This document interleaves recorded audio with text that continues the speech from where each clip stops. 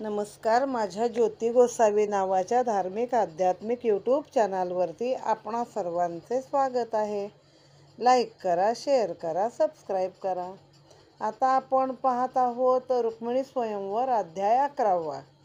वक्रतुंड महाकाय सूर्यकोटी समप्रभ निर्विघ्नं कुर्मे देव सर्वकार्येषु सर्वदा. वसुदेवसुतं देवं कंसचाणूरमर्दनं देवकी परमानन्दं कृष्णं वन्दे जगद्गुरु. कृष्णाय वासुदेवाय हरये परमात्मने प्रणतक्लेशनाशाय गोविन्दाय नमो नमः. मुखं करोति वाचालं पङ्गुलं लङ्घयते गिरि यत्कृपातमहं वन्दे परमानन्दमाधवम्. आकाशपतितत्त्वय यथा गच्छति सागरा सर्वदेव नमस्कारं केशवं प्रतिगच्छति. आता मागून पुढे हे युद्ध प्रसंगच चालू आहे. 2-4 अध्याय सगळे युद्धाचे आहेत. येरीकडे वक्रदंत सात्विका ते पाचारित कोपे खवळला अद्भुत टाकून बोलत येर येरा. केवळ सात्विक तू पैगा तापसिया माझी होसी दाटोगा. न सहावे युद्ध वेगा पळवणी मागा जाशील. सात्विकासी युद्ध घडे हे तव बोलण्याची कुडे. केवळ सात्विक बापुडे युद्धा पुढे केवीर आहे. अरे मी सात्विक न भेटता वक्रदंताची श्लाघ्यता. तोडीन रे तुझी वक्रता सात्विकता पाहे माझी. सात्विका शरण न रिगता साचे तोवर तुम्हा सत्व कैचे. लेले ते अभिमानाचे कवचे लक्ष साचे भेदीन. लागता सात्विकाचा घाओ परतोनी जावया नाही ठाओ. आली वाट भुलविन पाहो महाभाव खवळला. गायविन घेईन प्राण तुझी माया करील रुदन. तिचे देखोन शकसी वदन देहवंदन छेडीन. वक्रदंत कोपला गाडा वायला रजतमाचा मेडा. ममता भाली जी दडदडा कोपे वेगाडा विंदित. बाप सात्विक निजगडा बोधकवचे चालला गाडा. निज बळे चालला पुडा भाली तडतडा तोडीत. लय लक्ष आतुल्या परवडी गुणधनुष्याचे शीत तोडी. खुंटली विषम बाणाची ओढी धनुष्य लढलडी नुसतेच. धनुष्य तुटल्या पाठी कामकोतेसी सवेग उठी. सत्वे सात्विक जगजेटी लक्षदृष्टी साधले. काढला कामांतक बाण धगधगीत अतिदारुण. कामकोते केले चूर्ण बळ संपूर्ण सात्विकाचे. घेऊन क्रोधाचा परिघ अविचारित टाकेला अव्यंग. शांतपणे विंदिला चांग घाय परिघ उडविला. घेऊनी लोभाची पैगदा भुलूनी करता हृदय भेदा. वैराग्य बाणे विंदिला सांदा तोडूनी गदा सांडिली. गदा तुटल्यावरी मोह ओढण आदळे उरी. गुप्त शस्त्र घेऊन करी हृदयावरी हाणो आला. दृढ सात्विक अनुसंधान विवेक तेजे तिखट बाण. विंदोनी उडविले ओढण वक्रदंत मागे सारेला. घेऊनी वासनेचे वज्र वेगे धाविंधला थोर. भेदावया जिव्हार साहंकार चालला. सात्विके थोर धरला धीर अत्यंत तेजे तिखट वीर. विंदोनी वज्र केले चूर घाये अंबर गर्जिंदले. वज्र छेदले वीरनायके वक्रदंत चालला रोके. चौमुक्तीची वागणके हृदयी तिखे हाणो आला. सात्विक उठावला अंगे जर शस्त्र शंदान सांडले वेगे. लाथा हाणून घातला मागे मोडली रागे वागणके. मग सात्विके दिदली हाक वक्रदंते घेतला धाक. देह लोभावेणे देक अधोमुख पळाला. पळता भुलला तो वाट पडला अभिमानाचा मुकुट. सात्विक झुंजार चोकट पळत्या पाठीन लागेची. या अध्यायात कसं आहे ना, युद्ध दाखवलंय वक्रदंत आणि सात्विकाचं. पण त्या सात्विक ह्या शब्दाच्या नावावरून आणि वक्रदंत म्हणजे वाकड्या तोंडाचा किंवा वाकडे दात असणारा, तर असं ते दोघांचं म्हणजे खरं ती शस्त्रांची सगळ्या नावं घेतलीत. तलवार आहे, गदा आहे, वाघनख आहेत. पण त्या प्रत्येकाला एक विशेषण लावले. म्हणजे काय, लोभ, मोह, मद हे जे आपले सगळे षडरिपू आहेत त्या सगळ्या षडरिपूंचं पण वर्णन केलंय. म्हणजे खरंच ते नाथांची बुद्धी आणि नाथांची विशेषणं खरंच एकदम मानली पाहिजेत. की आता सात्विक आणि याच्यामध्ये युद्ध सुरू झालं. मग वक्रदंत म्हणतो, अरे तू सात्विक, तुझ्या नावातच सात्विकता आहे, तर तू तर तापसी पाहिजेस ना. तू कशाला युद्धाला आलायस बापुडा, तू काय पुरणार आहे माझ्या पुढे. मग सात्विक म्हणतो त्याला, अरे तुझं नाव वक्रदंत आहे, माझ्या सात्विकतेने तुझं वक्रता तोडेन तेव्हाच मी तुला सरळ करेन. सात्विकाला शरण आल्याशिवाय म्हणजे माणूस सात्विक झाल्याशिवाय त्याचा वाकडेपणा जात नाही ना, असं त्याच्यामध्ये लिहिलं आहे. मग तुम्ही अभिमानाचं कवच घातलेलं आहे, सात्विकाच्या वाट्याला गेलास की कशी वाट भुलवीन तुझी पहा. म्हणजे खरंच माणूस एकदा सात्विक झाला की या वाईट गोष्टीला जाणारच नाही. मग म्हणे मी खवळला, मग तो वक्रदंत खवळला आणि म्हणे मी तुला म्हणजे घाईविड घेईन प्राण, मी तुझ्यावर प्रहार पण करणार नाही, पण मी तुझ्यावरती हे करेन. नाही, सात्विक म्हणाल त्याला, मी तुझ्यावर प्रहार न करता तुझा प्राण घेईन. मग तुझी आई रडेल, मग तिचं तोंड बघू शकणार नाहीस, जा बरं एकदा बघून ये. मग वक्रदंताला खूप राग आला. मग रजतम सगळं त्याच्या अंगात ठसून भरलंय ना, काम क्रोध मोह लभ सगळं झालं ते.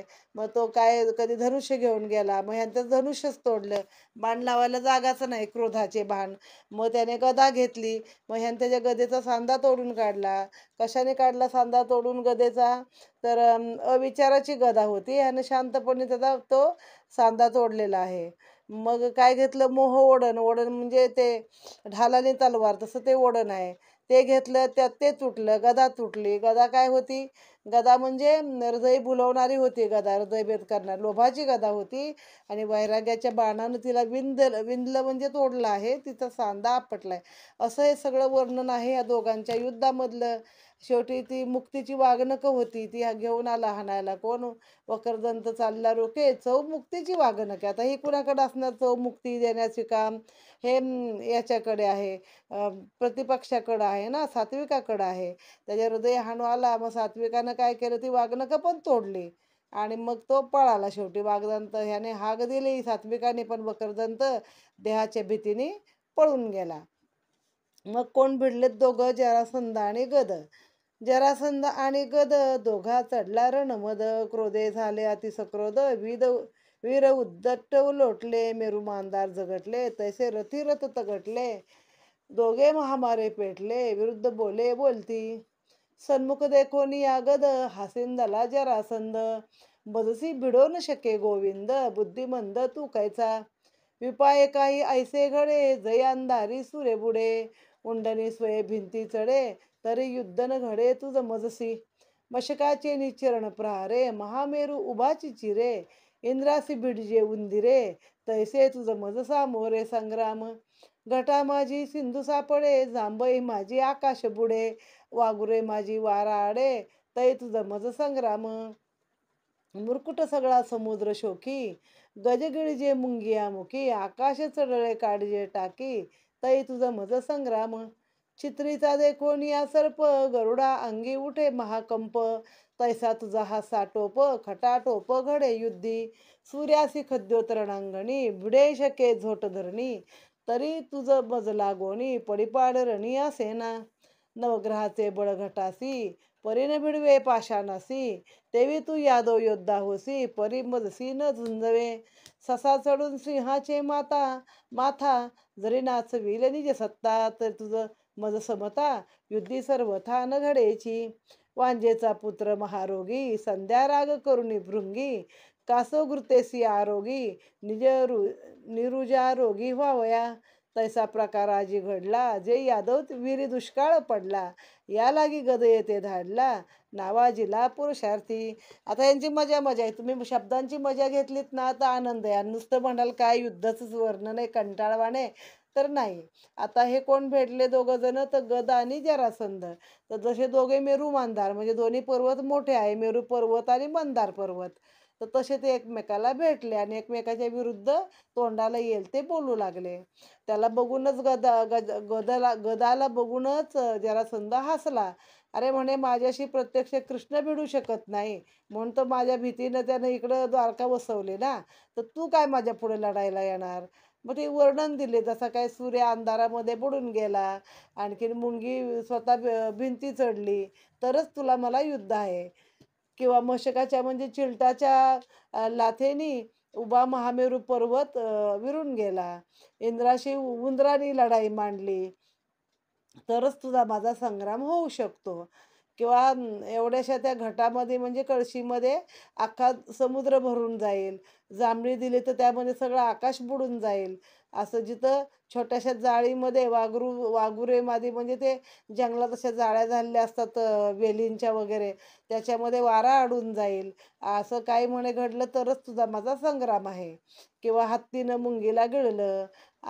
असा चित्राचा हौस पाहिला, चित्रात काढलेला सर्प पाहिला आणि गरुडाला म्हणे महाकंप उठला. आता वास्तविक ह्यांचे गरुड हा शत्रू आहे कुणाचा? सापाचा. किंवा हे सगळे जे छोटे छोटे साप असतात ना जमिनीवरचे, तर हे पक्षी आकाशातनं येऊन त्यांना उचलून घेऊन जातात आणि खातात. तर इथं म्हणे चित्रातला साप बघून गरुडाला महाकंप सुटला, तरच तुझा माझा संग्राम आहे. किंवा काजवा आणि सूर्य एका रणांगणामध्ये आले आणि काजव्यानं सूर्याला हरवलं, तरच तुझा माझा संग्राम आहे. आता घट म्हणजे असे छोटे घट जे पूर्वी काही ह्याची भांडी नव्हती ना जास्त, तांब्या पितळेची चांदीची, तर नवग्रहांचं घट स्थापना केली की 9 ग्रह असतात त्या घटामध्ये. पण एखादा दगड त्याच्यावर आपटला की तो घट कसा फुटून जातो, तसं म्हणे तुझा माझा संग्राम आहे. किंवा एखादा ससा उठला सिंहाच्या डोक्यावर नाचला आणि राज्य केलं म्हटलं समतेचं, जशी तुझी माझी समता आहे. किंवा एखादा वांजोटी बाई म्हणजे तिला पुत्र असतच नाही ना, मग वांजेचा पुत्र महारोगी झालाय आणि त्याला संध्या राग करुणी भुगी, म्हणजे भृंगीनं संध्या आळवलेला आहे. आणि कासव घृत, आता कासवाला स्तनच नसतात, ते पिल्लाला काही दूध पाजत नाही, ते फक्त नजरेने पिल्लं पोसतात, तर त्याचं तूप निघल म्हणे आणि त्यानं मग त्या माणसाचं आरोग्य चांगलं होईल. असा प्रकार आज तुझं माझं युद्धमय, तुझी माझी बरोबरीच नाहीये. नाही, यादवांमध्ये तसा काय दुष्काळ पडलाय आणि त्याने हे तुझ्यासारख्या वीराला माझ्या पुढं टाकलेलं आहे, असं जरासंध म्हणाला. आता ते आजकाल टी व्हीला पाहतो ना आपण, 9 वाजताचा भोंगा वाजतो आणि ते संजय राऊत येऊन काय आज त्यांनी प्रतिउत्तर दिलं, प्रतिहल्ला केला आणि मग समोरचे पक्ष उत्तर देतात उत्तरात. तसं इथं हा प्रकार चाललेला आहे, हल्ला प्रतिहल्ला.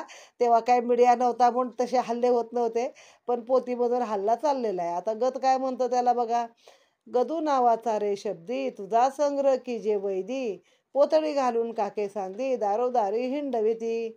रोग्या माझी तू सबळ तुझं युद्धी कैचे बळ, धर्म वाट दिदली पळ, सांडी सळ युद्धाचे. अजून काय म्हणतो तो गदाला, की गदू नावाचा शब्द म्हणजे वैद्य, गदू नावाचं काहीतरी असेल एखादी वनस्पती किंवा दगडगोटा, तर वैद्य ते तुझा संग्रह करतात म्हणजे पोतळीमध्ये आपल्या आणि काखेला घालून दारोदारी हिंडवतात. तर तुला धर्माची वाट दिली मी, तू पळ अजून पण. रोगिया माझी तू सबळ आहे, तुला युद्धात कसलं बळ आहे, तू रोगट आहेस, पळ म्हणे सांगतो. हसून बोलला वीरगदू तुझ्या जरेने सांदिला सांदू, सांदान बैसेची निबंधू फाडून शुद्ध करू आलो.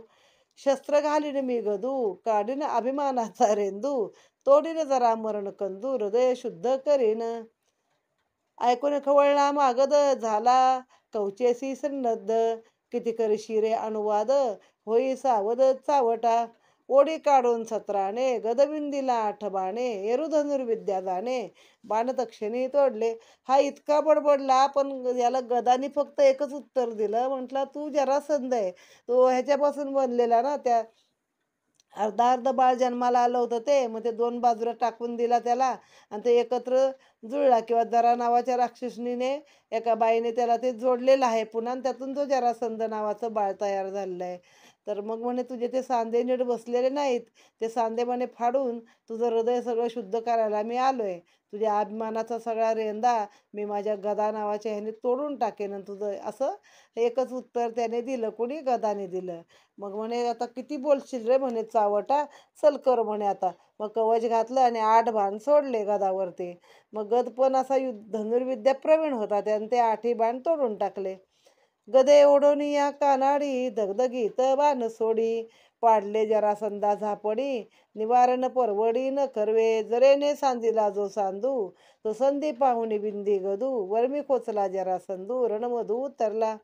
बाण खोचला अतिनिगुती विकळ गेला दोन्ही हाती, गळून धनुष्य पडले क्षिती गदे ख्याती लावेली. मागदासी पडले टक तटस्थ ठेला मूर्त एक, पोटी रिगाला जे धाक तुटले तूक युद्धाचे.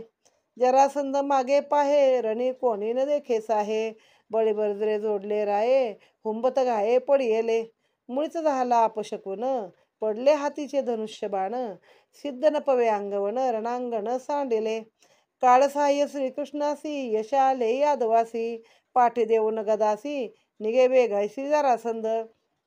जरासंधाने खरोखर असा बाण घेतला आणि कानाडी म्हणजे असं पर्यंत ती प्रत्यंचा ताणून असा धगधगीत एक बाण सोडला आणि खरोखर त्याचे जे काही जॉईंट्स होते, थोडक्यात संधी म्हणजे जरेने जोडलेला जे काही जॉईंट जोडले गेले नाही शरीराचे, तिथे बरोबर ते बाण त्याच्या खोचले. असे मारले की त्याच्या दोन्ही हातातलं धनुष्य गळलं, विकळ गेला तो दोन्ही हाताने. हात एकदम असे ढिले पडले खाली.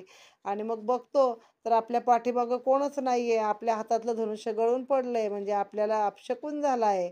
आणि मग बळीभद्रानं सगळे झोडलेले जखमी राजे खाली कणत विवळत बसले होते. तर आज म्हणे आपल्याला काही काळ सहाय्य नाहीये आणि यादवांना यश आलं, श्रीकृष्णाला यश आलं असं म्हणून पाठी देऊन जरासंध पळाला. तर जरासंधाला पळायची सवयच होती. 17 वेळा त्याला श्रीकृष्णानं आधी पळवून लावला होता. 17 वेळ पळाले ती, निर्लज्ज मागुती आले ती. तसं तो पुन्हा पुन्हा काही ना काही कारण शोधून श्रीकृष्णाशी लढायला येतच होता. जरासंध मोडल्या पाठी, पळता राजे देखती दृष्टी, तीही चांडिल्या युद्ध गोष्टी, उठा उठी पळाले. यादवा यश आले गाडे, पळताना पाहती मागे पुढे, रथ गज सांडोनी घोडे, वीर वेगाडे पळाले. पळता पळता ती वेंगडी, योद्धे नव आम्ही वराडी, बळीभद्रे निजे परवडी, रणलुगडी होपिली. नवरीचा वडील भाऊ, त्याने दिदला गौरव, पाठी तांबड्या करून पहाओ, राये राओ बोळाविले. निजे प्राप्तीसी विनमुख, युद्धी झाले परान्मुख, राजेंद्र वीर अनेक, पळता दुःख पावले. अत्यंत प्रलय करता देख, संकर्षणे दिदली हाक, पोटी घेऊन या धाक, एके एक पळाले. देहलोभिये बापुडी, पायी ममतेची वेंगडी, विस्मरणाची खरस तोंडी, जरे मुरकुंडी घालती. सांडिली पुरुषार्थ लुगडी, केवळ नागवी उघडी, विनमुख पडती उबडी, मेली मडी होऊन ठेली. सौ पुरुषार्थी नवे वाट, केवळ नरस्तुतीचे भाट, करती युक्तीची वटवट, भिके पोट भरू आले. एक लटकेची करुणी खत, धरणे करू आयसे बोलत, आम्हासे बिनमुख जगन्नाथ, जीवघात करू नका. नवविध लुगडी सांडून वेगी, प्रपंच राख लावती अंगी, अलक्ष चुकून झाले जोगी, भिके लागे हिंडावया. एक मरणाची निधाके, काके लोभाचे चौडंके, प्रपंच गोंधळाचे निहारिके, उदो म्हणून नाचती. एके धाक घेतला भारी, धन लाभे कापते टिरी, अर्धमटोले वाचती शिरी, मुखे उच्चारू नकारू. कामखंडे राया पुढे, एक कुत्रे झाले गाडे, कोणी आली या दारा पुढे, वसवसुनी उठती पै. एक झाले जी कापडी, सलोभ लोभे रंगली लुगडी, धरून जीवितवाची गोडी, तीर्थ परवडी सांगती. पळतान पळवे निश्चित, म्हणून बैसले ध्यानस्थ, पूजा लोकांची वांछित, भोगी चित्त ठेवणिया. दाती तरण तोडती पायी, एक म्हणती आम्ही गाई, पशु झालो मनुष्य देई, अभक्ष पायी भक्षिती. केवळ देहलोभासाठी, मोहश्रियेची पडली तुटी, युद्धी पळाली या पाठी, आपदा मोठी वीरासी. यादव वीर जगज्जेठी, न लागती पळती या पाठी, भिडेन पाहतीच दृष्टी, उठा उठी पळाली. रणे जिंकिले महासूर, तुरे वाजती अपार, विजयी झाले यादव वीर, जय जयकार प्रवर्तला. वीर सांगती युद्ध गोष्टी, सोडल्या कवचाच्या गाठी, उल्हास भीमकीच्या पोटी, हरिक सृष्टी न समाये. आपुलेन पडतीच रणी, बंधू आले नाहीत कोणी, राजे गेले जी पळूनी, भीमकी मनी हरकली. आता कृष्ण रुक्मिया सन्नद्ध, दोघा होईल द्वंद्व युद्ध, मेहुणेपणाचा विनोद, अतिविनोद निकराचा. पुढील कथा अति घन, रसाळा हे अनुसंधान, एकविनवी जनार्दन, सावधान परिसावे. मग काय, जरासंध पळाला, तो तर मोठा महावीर होता ना, तो पळाला तर त्याच्या मागं बाकीचे राजे पण पळायला लागले. मग हत्ती घोडे रथ आपलं जागच्या जागी सोडलं आणि जीव लावून पळू लागले. मग आले मागं तर म्हणायला लागले आम्ही वराडी आहे, आम्हाला काही करू नका. बळीभद्राने आम्हाला चांगलीच म्हणे रणामध्ये लुगडी नेसवली, थोडक्यात आमची पुरुषार्थाची लुगडी सोडली आणि आम्हाला ही भित्रेपणाची लुगडी नेसवली. तर वडील भाऊ आहे नवरीचा, मोठा दीर म्हणजे हे ना भाऊ असतो. तर म्हणे बघा आमच्या पाठी कशा तांबड्या केल्या आणि आम्हाला पाठवून दिलंय. मग आता याच्यामध्ये पण परत छान अशी उदाहरणं दिलेत की निजे प्राप्तीचे विनमुख, म्हणजे ज्यांना निजे प्राप्ती नको आहे, युद्धामध्ये पळाले, परान्मुख झाले, संकर्षणाने प्रचंड हाक दिली. संकर्षण म्हणजे बळीराम.